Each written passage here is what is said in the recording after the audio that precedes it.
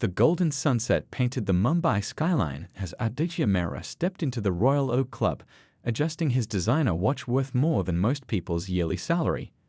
At just 35, he built India's fastest-growing tech company from scratch, turning it into a billion-dollar empire. But tonight, something else occupied his mind as he made his way through the dimly lit corridors of the exclusive club. The smell of aged whiskey and Cuban cigars filled the private lounge where a group of powerful men gathered around an antique mahogany table. Rajesh Kumar, Aditya's longtime business rival, sat there with a smirk that always managed to get under Aditya's skin. Their rivalry dated back to their college days at IIT, where they'd competed for everything from grades to campus recognition. Well, if it isn't the man who thinks he can buy happiness," Rajesh called out, swirling his drink. The other club members chuckled, but their laughter held an edge of tension.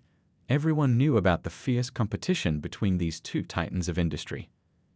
Aditya dropped into his usual leather chair, loosening his silk tie. "At least I can afford to buy whatever I want, Rajesh. How's your company's stock doing these days?" He knew it was a low blow. Rajesh's company had recently faced some setbacks. "Money isn't everything, my friend." Rajesh leaned forward, his eyes gleaming with challenge. "You've got billions in your account, but look at you, eating dinner alone in this club every night.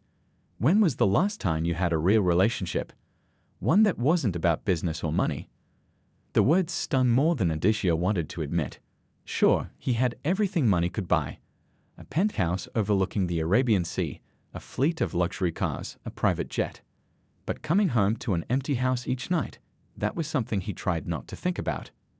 "Some of us prefer focusing on success rather than playing house." Aditya shot back, but Rajesh's grin only widened. "Then let's make things interesting." Rajesh pulled out his phone, quickly typing something. "I'll bet you 500 crore rupees and 25% control and interest in your precious company that you can't do something truly challenging." The room fell silent. Even for billionaires, this was serious money. The other club members leaned in, sensing something big was about to happen. "What's the challenge?" Aditya asked, trying to sound bored despite his racing heart. "Marry the next woman who walks into Blue Moon Cafe tomorrow morning at 9 a.m. Stay married for 1 full year. No prenup, no explaining the bet to her. And here's the real challenge. Make her fall in love with you for real." Nervous laughter rippled through the room. Vivek, Aditya's closest friend and legal advisor, grabbed his arm. "Don't even think about it. This is crazy even for you two." But Aditya barely heard him. His mind was already racing. He'd built an empire by taking risks, by doing what others said was impossible. And something about Rajesh's smug expression made his blood boil. "What's wrong, Aditya?" Rajesh taunted. "Afraid you might actually have to connect with someone on a human level?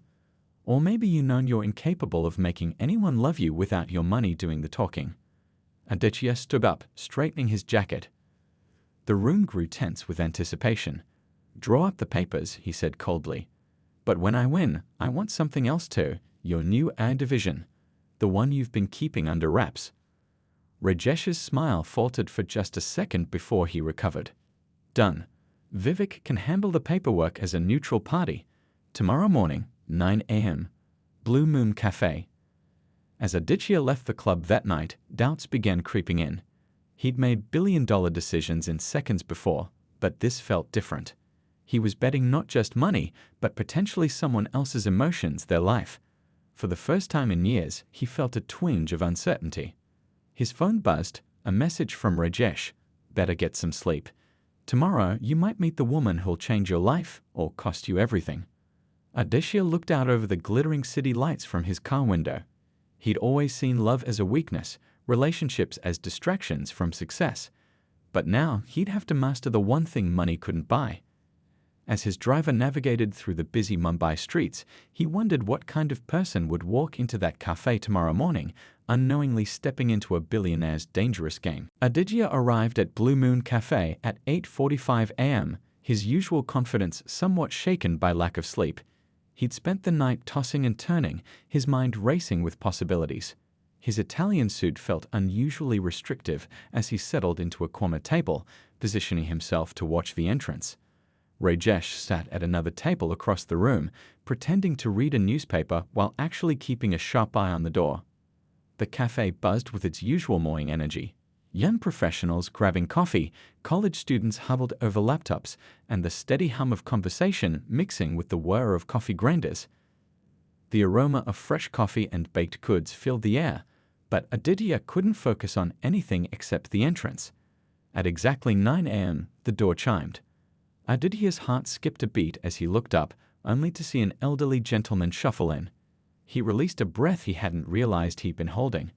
Rajesh caught his eye from across the room and smirked. Then, at 9:03 a.m., she walked in. Priya Malhotra entered the cafe looking slightly frazzled, her dupatta slightly askew, and carrying a stack of papers that threatened to spill from her arms. She wore a simple but elegant kurta, and her unexpected grace as she navigated the crowded cafe caught Aditya's attention immediately.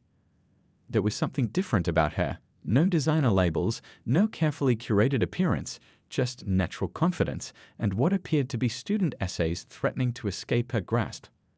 As if on cue, several papers slipped from her stack and scattered across the floor. Without thinking, Aditya rose to help, but someone else beat him to it. He watched as she smiled gratefully at the stranger who helped gather her papers, and something unfamiliar stirred in his chest. Her smile was genuine, reaching her eyes in a way he rarely saw in his social circle. Taking a deep breath, Aditya approached the counter where she stood studying the menu board. "The caramel latte here is excellent," he offered, using his most charming smile, the one that usually opened doors and closed deals. Priya turned to him with an amused expression. "Thanks, but I prefer my coffee like my life, straightforward and without artificial sweetness." She turned back to the barista. "1 black coffee, please. And do you still have those vegetable sandwiches?" Aditya blinked, thrown off balance. Winnan didn't usually dismiss him so casually. "Let me get that for you," he said, pulling out his wallet. "No, thank you," she replied firmly. "I can manage my own coffee." She paid the barista and stepped aside to wait for her order. Aditya followed, ignoring Rajesh's barely contained laughter from across the room. "I'm Aditya Mehra," he said, expecting the usual recognition his name carried. "Good for you," Priya responded, checking her watch. "Look, I have 20 minutes before I need to be in my classroom, and I still need to review these essays." "I'm sure you're very nice, but I'm not interested." "Classroom?" he asked, genuinely curious despite himself. "I teach literature at the government school in Andheri," she said, collecting her order. "And before you make that face, yes, I chose to teach there. No, I'm not looking for a better opportunity. And no, I don't want to hear about any education startups you might be investing in." Her directness left him speechless. For the first time in years, Aditya found himself genuinely intrigued by someone who seemed completely unimpressed by everything he represented. "I didn't make any face," he protested, following her to a table. "And I don't have any education startups, yet." He surprised himself with the small joke, and even more when she cracked a slight smile. "Mr. Mehra," she said, setting down her coffee, "I have 52 essays to grade, a staff meeting at lunch, and an after-school drama program to supervise. I really don't have time for whatever this is." "Have dinner with me," he blurted out. "Just one dinner. If you find me as boring and predictable as you clearly expect, I'll never bother you again." Priya looked at him for a long moment, and he felt like she was seeing right through his expensive suit and practiced charm. "Why?" she asked simply. The question caught him off guard. In his world, dinner invitations were accepted for their strategic value, their potential return on investment. No one asked why. "Because," he paused, suddenly aware of Rajesh watching their interaction. The bet loomed in his mind, but looking at Priya's frank, open expression, he couldn't bring himself to be entirely calculating. "Because you're the first person in a long time who's made me want to defend myself instead of my net worth." She studied him for another moment, then sighed. "Fine, one dinner. But I choose the place, and it won't be one of those overpriced restaurants where the portions could fit in a teaspoon." As she wrote her number on a spare piece of paper, Aditya felt an unexpected flutter of excitement and an equally unexpected pang of guilt. This woman, with her straightforward manner and genuine dedication to her work, deserved better than being part of a bet. But as she gathered her things to leave, Pausing briefly to give him one last questioning look, Aditya pushed the guilt aside. He was in too deep now, and besides, he told himself, maybe this could work out for everyone. He'd win the bet, and she'd get to experience a world she'd never dreamed of. What he didn't realize watching her walk away was that he was the one about to experience a world he'd never truly understood. A world where genuine connections meant more than business connections, and where the richest experiences couldn't be bought at any price. 3 months flew by like pages in a windstorm. That first dinner, which Priya had insisted on having at a small dhaba near her school, turned into weekly meetings, then daily phone calls, and finally into something Aditya had never expected: genuine happiness. The evening sun cast long shadows across Priya's modest apartment balcony where they sat sharing a cup of chai. Her small garden of tulsi and mint plants filled the air with a fresh, soothing fragrance. Aditya watched as she graded papers, her forehead creased in concentration, and realized how much his world had changed. "You're staring again," she said without looking up, a small smile playing on her lips. "Don't you have $1 million deal to close or something?" "Billion," he corrected automatically, then caught himself as she rolled her eyes. "Actually, I cancelled my evening meetings." Now she did look up, surprised. The mighty Aditya Mehra cancelling meetings? Should I check if the sun is still rising in the east? He laughed, a genuine sound that still surprised him. 3 months ago, he would have been offended by such teasing. Now he looked forward to it. "I thought we could visit that street food festival you mentioned." "Unless you're too busy with—" He peered at her papers, what appears to be a very creative spelling of photosynthesis. "My students try their best," she said defensively, but her eyes sparkled with amusement. "And yes, I'd love to go. Just let me finish these last few papers." As they walked through the bustling festival later that evening, Aditya found himself caring less about the curious glances his designer clothes drew and more about the way Priya's face lit up as she described her students' latest achievements. She had dragged him to school events, made him judge science projects, and somehow convinced him to sponsor the drama club's new costumes, though she had insisted it be done anonymously. "Try this," she said, holding up a piece of pani puri. Before he could protest about hygiene concerns, she popped it into his mouth. The explosion of flavors, tangy, spicy, sweet, matched the burst of warmth in his chest as she laughed at his surprised expression. "You know," she said thoughtfully, wiping her hands on a paper napkin, "when you first walked into my life, I thought you were just another rich guy playing some game. But you've changed." The words hit him like a physical blow. The bet, always lurking in the back of his mind, suddenly felt like a lead weight in his stomach.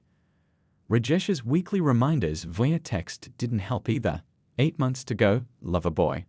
Hope you're not getting too attached. "I haven't changed that much," he said weakly, but even he didn't believe it.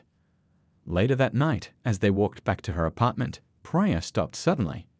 "There's something I need to tell you," she said, her voice serious. "Remember when I said I wasn't looking for better opportunities? Well, I got offered a position at an international school. Better pay, better facilities." "That's great." Aditya interrupted, already thinking about how he could help her negotiate the best package. "I turned it down." He stared at her, baffled.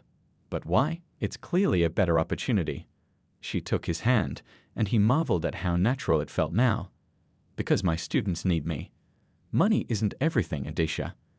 I thought you of all people would understand that by now." The sincerity in her voice made his chest ache. Here she was, turning down a better life out of loyalty and love for her students, while he was pursuing her because of a bet. The contrast made him feel smaller than he ever felt in his life. That night, lying in his luxurious penthouse bed, Aditya couldn't sleep. His phone buzzed with a message from Rajesh. "Saw you at the street festival. Going native, are we? Remember, marriage is just the halfway point." He turned off his phone and walked to his window, looking out at the city lights. 3 months ago, he would have been checking stock prices at this hour. Now he was thinking about the way Priya's eyes crinkled when she smiled, how she believed in everyone's potential to be better, how she had somehow worked her way past all his carefully constructed walls. The next morning, he did something he'd never done before. He called his secretary and cleared his entire schedule. Then he drove to Priya's school and watched from his car as she greeted every student by name, helped a young boy tie his shoelaces, and organized a group of giggling girls who were practicing for a dance performance. It hit him then, with the force of a thunderbolt. He was in love with her. Not because of the bet, not despite it, but in a way that made the bet seem like the foolish gain it was. The realization terrified him. As if sensing his presence, Priya looked up and spotted his car. Her whole face brightened as she waved, and in that moment, Aditya made a decision. He would tell her everything, consequences be damned. But first, he had a ring to buy, not because of any bet, but because the thought of living without her genuine smile in his life had become unthinkable. What he didn't know was that the truth would find its way out before he could confess it, and that his world was about to be turned upside down in ways no amount of money could fix. 6 months into their marriage, life had fallen into a beautiful rhythm. Priya had insisted on keeping her teaching job and her small apartment, though she spent most weekends at Aditya's penthouse. That's where she was on a quiet Sunday afternoon, organizing his cluttered home office while he was stuck in an emergency board meeting. "You really need to learn the meaning of filing," she muttered affectionately, sorting through stacks of papers. The morning light streamed through the floor-to-ceiling windows, catching dust motes in its golden beams. She hummed softly, a habit she picked up from her students, as she created neat piles on his massive mahogany desk. Her hand froze as she lifted a folder and a printed email slipped out. She wouldn't have paid it much attention. Aditya received hundreds of emails daily, except that her name caught her eye. Curiosity made her pick it up, but what she read made her blood run cold. Marriage bet status update. From Rajesh Kumar to Aditya Mehra. Just checking in on our little wager. 6 months down, 6 to go. Must admit, you're playing the devoted husband role better than I expected. 500 crore and 25% of your company riding on this. Hope the school teacher is worth it. Remember, she can't know about the bet until the year is up, or you forfeit everything. P.S. saw you at her school's annual day. Never thought I'd see you sitting through children's performances. She's really got you wrapped around her finger, hasn't she? Priya read the email 3 times, her hands shaking more with each reading. Memories flashed through her mind. Their first meeting at the cafe, his persistent pursuit, the whirlwind romance. Everything she'd thought was real suddenly felt tainted, poisoned. In a daze, she opened Aditya's laptop. His password was her birthday, something that had once made her heart flutter. Now it felt like another calculated move in his game. She found more emails, dating back to the beginning. The original bet, the terms, the stakes, everything. The sound of keys in the door made her jump. Aditya walked in, loosening his tie, his face lighting up when he saw her, a look she'd grown to love. Now it made her stomach turn. "You're still here. I was worried you'd have left already. The meeting was a disaster, but seeing you makes everything." He trailed off, finally noticing her expression and the papers in her trembling hands. All the color drained from his face. "Priya, I can explain." "Explain?" Her voice was barely a whisper. "Explain how you made my life into a game. How you bet on my emotions like they were stocks in your portfolio." Her voice grew stronger with each word, fueled by pain and anger. "It's not what you think." He stepped forward, panic clear in his eyes. "Yes, it started as a bet, but everything changed. What we have is real." "Real?" She laughed, a hollow sound that echoed in the spacious office. "Was it real when you calculated exactly how to approach me? When you planned our accidental meetings? When you married me without telling me I was part of a business transaction? Please just listen," he pleaded, reaching for her hand. She jerked away as if his touch burned. "I trusted you," she said, tears finally spilling down her cheeks. "I defended you when my friends said you'd get bored with a simple teacher. When my parents worried about our different backgrounds. I told everyone you were different, that you saw past status and money." She picked up her bag with shaking hands. "I guess the joke's on me." "Priya, wait, the bet doesn't matter anymore. I love you. I was going to tell you everything." "When?" She turned at the door, her eyes blazing. "After you won? After you proved you could make a simple school teacher fall in love with you? Was my heart just another acquisition for your portfolio?" He had no answer. For the first time in his life, the man who always knew what to say was speechless. "Congratulations, Aditya," she said softly, slipping off her wedding ring and placing it on his desk. "You're a brilliant businessman. You invested nothing but lies and got genuine love in return.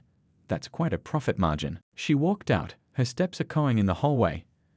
Aditya stood frozen, the morning sun now feeling cold on his skin. His phone buzzed. Another message from Rajesh about the bet.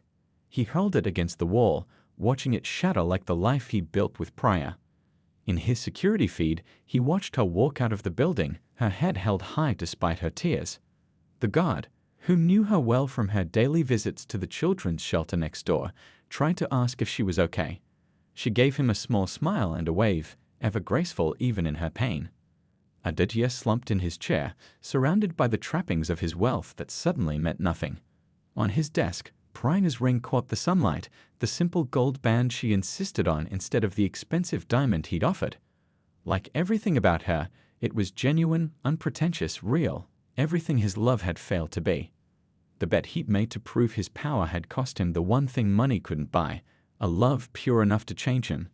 As the magnitude of his loss crashed over him, Aditya realized that for all his business acumen, he'd just made the worst deal of his life. The weeks after Priya left felt like walking through a thick fog. Aditya's penthouse, once just a space he rarely noticed, now felt suffocating with memories. Her small touches were everywhere. The potted tulsi plant on the balcony, the handmade bookmark on his bedside table, the children's drawings she'd proudly displayed on his refrigerator. One morning, he found himself standing outside her school, watching students stream in. He recognized many of them from the annual day program, the shy boy who'd recited a poem, the twins who'd performed a classical dance. Priya had known not just their names, but their stories, their struggles, their dreams. "Sir," a small voice interrupted his thoughts. He looked down to see Chotu, the canteen helper's son. "Ma'am isn't here anymore. She took transfer to another school." The words hit him like a physical blow. Of course she had left. He'd forced her to rebuild her entire life. As he turned to leave, he noticed Chotu's worn-out school bag, held together with safety pins. "Wait," he called out. "Would you like a new school bag?" An hour later, he bought new bags for every student in Chotu's class. The next day, he returned with books. By the end of the week, he'd set up a foundation to support underprivileged students across multiple government schools. His secretary was baffled by his sudden interest in education. His board members were concerned about the money he was wasting. Rajesh sent mocking messages about his charity phase. But for the first time in his life, Aditya didn't care what others thought. He threw himself into understanding the education system, sitting through budget meetings with school principals, listening to teachers' challenges. Each conversation reminded him of Priya's passion, how she tried to show him that true wealth wasn't about money. One evening, as he sat in his office reviewing proposals for a new computer lab at a government school, his elderly office cleaner, Lakshmimanti, paused in her work. "Better," she said hesitantly. "I've been here 20 years. Never seen you stay late to read about schools before." He looked up, really seeing her for the first time. "I'm trying to fix something, Auntie, but I think I broke it too badly." She smiled knowingly. "My grandson goes to the school where you gave bags. His teacher told me about you. But she also told me you never let anyone take photos or publicity." She patted his shoulder. "That's how I know you're not doing it for show." Her words stayed with him. He thought about how Priya had always insisted on anonymous donations, how she taught him that true giving came without expectations. The next day, he walked into his board meeting with a new proposal, converting 30% of the company's profits into an education fund for underprivileged children. The board erupted in protests. "Have you lost your mind?" his CFO demanded. "This will affect our stock prices." Aditya stood firm. "For years, we've measured success in numbers. But what if we measured it in lives changed, in dreams supported?" "This is because of that teacher, isn't it?" someone muttered. "No," Aditya replied quietly. "This is because of who she helped me become." As weeks turned into months, something strange happened. The more he gave, the lighter he felt. He started visiting old age homes on weekends, remembering how Priya had dragged him to one on their third date. He funded medical camps in slum areas, recalling her stories about students missing school due to preventable illnesses. His friends stopped inviting him to parties. Rajesh spread rumors about him having a mental breakdown. But the children's smiles, the grateful parents' blessings, the teachers' appreciation, they filled a void he hadn't known existed. One day, he found himself back at Blue Moon Cafe, sitting at the same table where he'd first spoken to Priya. The same barista was working. "Strong coffee today, sir?" she asked. "You look tired." He smiled. "Black coffee, please, no artificial sweetness." As he sipped his coffee, he pulled out his phone and did something he'd been avoiding for months. He deleted all of Rajesh's taunting messages about the bet.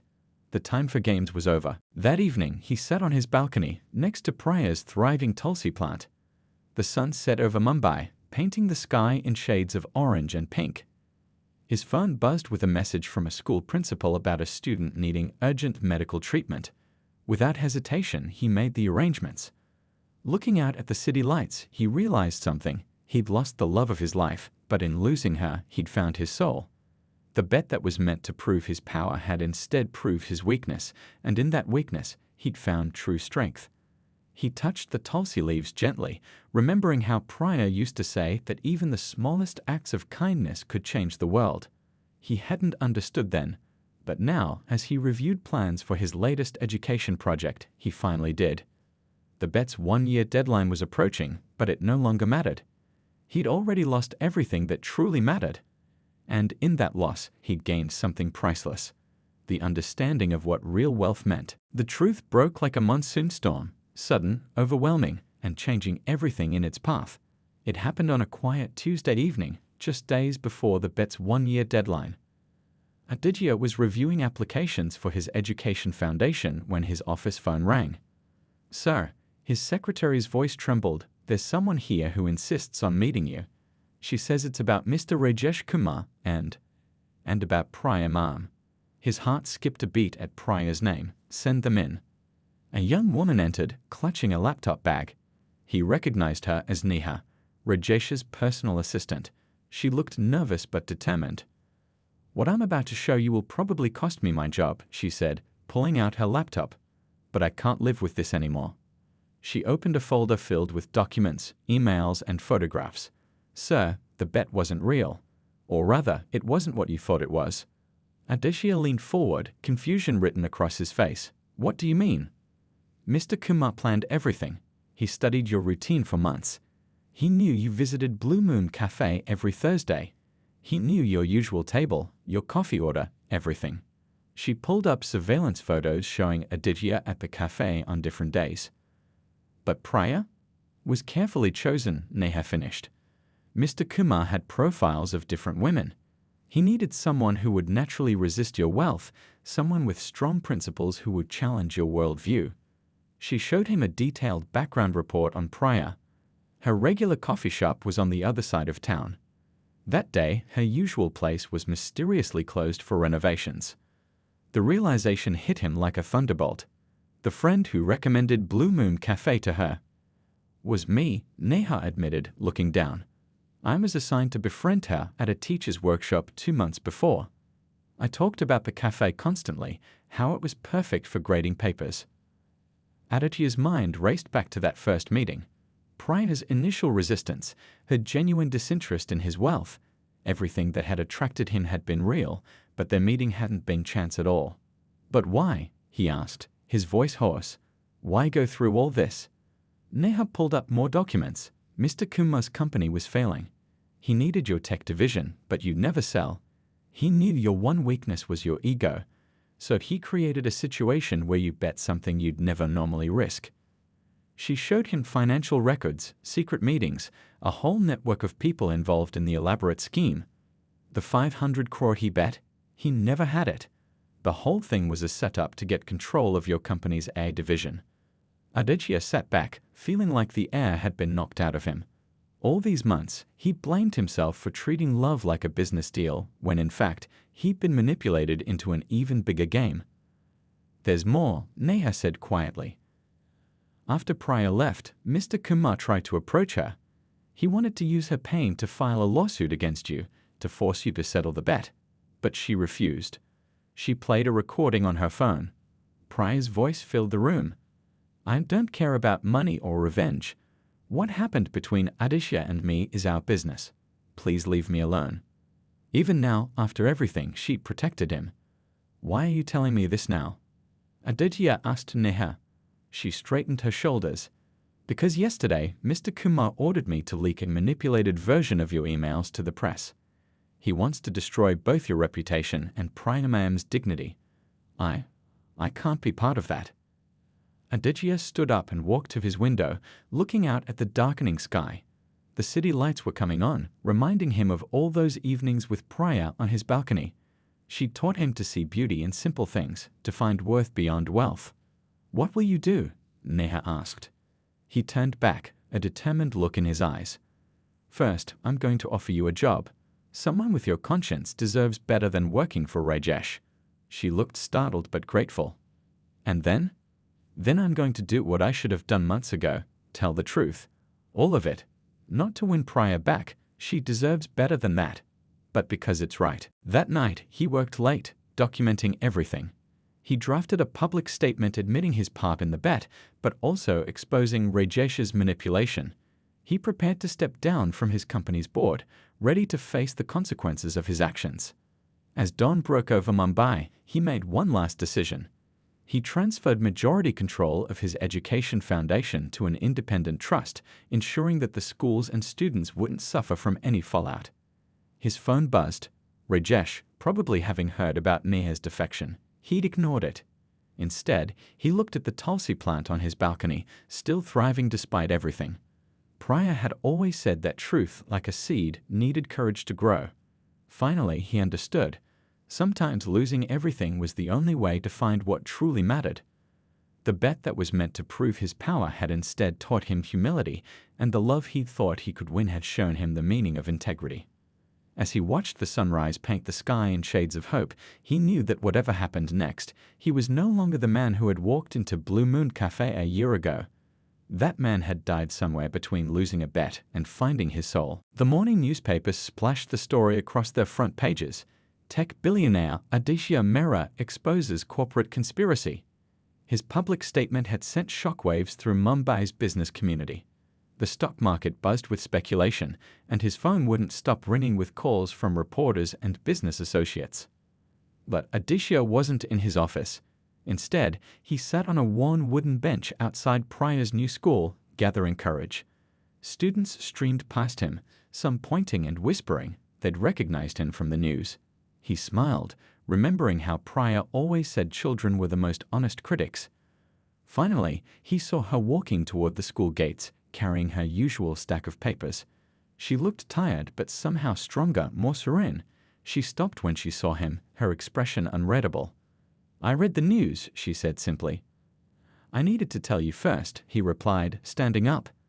"But I couldn't find you." A small smile touched her lips. "I wasn't hiding. I was healing." They stood in silence, the morning chaos of school arrivals swirling around them. A little girl ran up to Priya with a flower, which she accepted with her usual warm smile.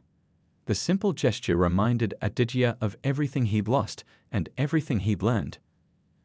"I'm not here to ask for forgiveness," he said quietly, "or to try to win you back. You deserve better than that. I just wanted you to know the whole truth." "Truth is a funny thing," she replied, looking at the flower in her hand. "Sometimes it hurts more than lies, but it always sets us free." She paused, then added, "I heard what you've been doing with your foundation. The computer lab you set up at my old school has changed many lives." He shook his head. "I wasn't doing it to impress you. I finally understood what you were trying to teach me all along, that real wealth isn't in our banks, but in the lives we touch." A group of teachers passed by, greeting Priya warmly. She'd built a new life here, one that didn't need him or his complicated world. "Rajesh has been arrested," he told her. The authorities found evidence of other corporate frauds. His whole empire was built on manipulation. "And yours?" she asked. "I've stepped down from active management. The board will run the company. The foundation is now independent. Actually, I was hoping you might consider joining its educational advisory committee. Not for me," he added quickly, "but for the children who need someone who truly understands their needs." She studied him for a long moment. "You've changed." I had a good teacher, he smiled sadly. Several thousand, actually. He gestured at the school building. Your students taught me more about genuine success than any business deal ever did. The school bell rang, and students began rushing inside. Priya took a step toward the building, then paused. I have a staff meeting this afternoon, she said, but I'm free for coffee this morning. That little cafe around the corner makes excellent black coffee. No artificial sweeteners. His heart skipped a beat, remembering their first meeting. Just coffee, he said carefully. As colleagues, for the foundation. She nodded. For the children. As they walked toward the cafe, maintaining a careful distance, a street vendor offered them roses. Aditya automatically reached for his wallet, but Priya shook her head. Some things, she said softly, are better when they grow naturally. They found a quiet table, ordered their coffee, and began talking about educational initiatives. It wasn't romance, but it was real. Two people who had traveled a long road to find their authentic selves, now working together for something bigger than their own story. Outside, Mumbai continued its morning rush. Students hurried to schools, vendors called out their wares, and life moved forward. In a small cafe, a billionaire and a teacher discussed ways to make education accessible to every child, their past both a lesson and a bridge to a different kind of future. Aditya's phone buzzed with news alerts about his company's stock prices, but for once he didn't check it. Instead, he listened intently as Priya described her vision for educational reform. Her eyes still lit up the same way when she talked about her students, but now he understood that passion wasn't something to be won or lost, it was something to be shared, nurtured, and respected. As morning sunlight streamed through the cafe windows, neither of them knew what the future held. But they both knew that sometimes the greatest wealth comes not from what we gain, but from what we learn to give away. Their story hadn't ended with a fairy tale romance, but perhaps it had ended with something more valuable: wisdom, growth, and the understanding that true love, like education, isn't about possession but transformation. The bet that had started their story was long forgotten, replaced by a different kind of investment, in children's futures, in genuine change, and in the belief that every ending can be a different kind of beginning if we're brave enough to learn from our mistakes and wise enough to value truth over victory.